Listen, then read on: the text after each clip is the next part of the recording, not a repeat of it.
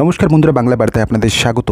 আরজিকর কাণ্ডের প্রতিবাদের ঢেউ শুধুমাত্র রাজ্যে সীমিত থাকেনি, ছড়িয়ে পড়েছে গোটা দেশে। এবং এই যে প্রতিবাদের ঢেউ, সেটা যে সীমান্ত পেরিয়েও আন্তর্জাতিকভাবেও একটা ইস্যু হয়ে দাঁড়িয়েছে, এমনটা বলাটাও ভুল হবে না।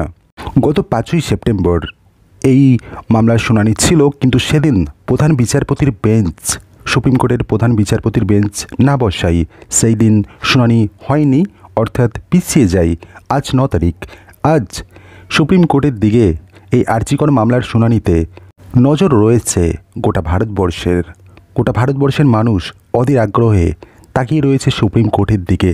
কি শুনানি হতে চলেছে সুপ্রিম কোর্টে এই আরজিকর কাণ্ড নিয়ে, বা এই ঘটনার তদন্ত যে সিবিআই করছে, সিবিআই এই তদন্তের কি রিপোর্ট জমা দিতে চলেছে, এই রিপোর্ট জমা দেওয়ার পর কি ঘটনায় এই আরজিকর কাণ্ডে নতুন মোড় নিতে চলেছে, এই সমস্ত প্রশ্নের দানা পেতেছে সাধারণ মানুষের মধ্যে, এবং তারা অধীর আগ্রহে তাকিয়ে রয়েছে সুপ্রিম কোর্টের দিকে।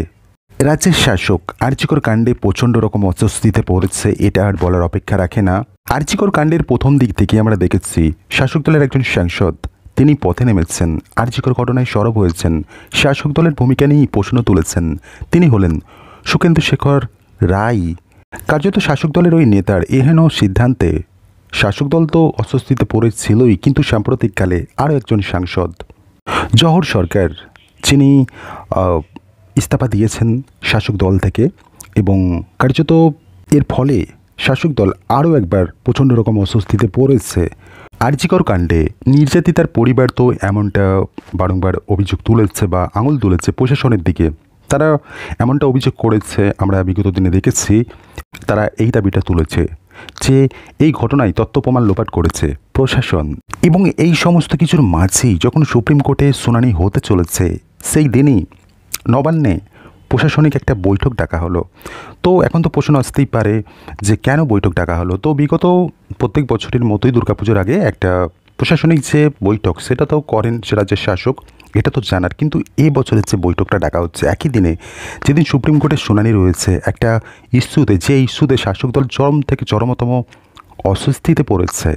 তো এই বৈঠকটা বিগত বছরের ন্যায় এবারও হয়তো একটা সাধারণ বৈঠক হতে পারত, কিন্তু এইবার যে একটা ইস্যু মাথাচাড়া দিয়েছে, এবং যে ইস্যুতে রীতিমতো অস্বস্তিতে পড়েছে শাসক, তো স্বাভাবিকভাবেই শাসকের এই বৈঠক আর অপরদিকে সুপ্রিম কোর্টের শুনানি, অবশ্যই এই বৈঠকের একটা গুরুত্ব নিশ্চয়ই রয়েছে, এবং প্রশ্ন তো থাকবেই মানুষের মনে।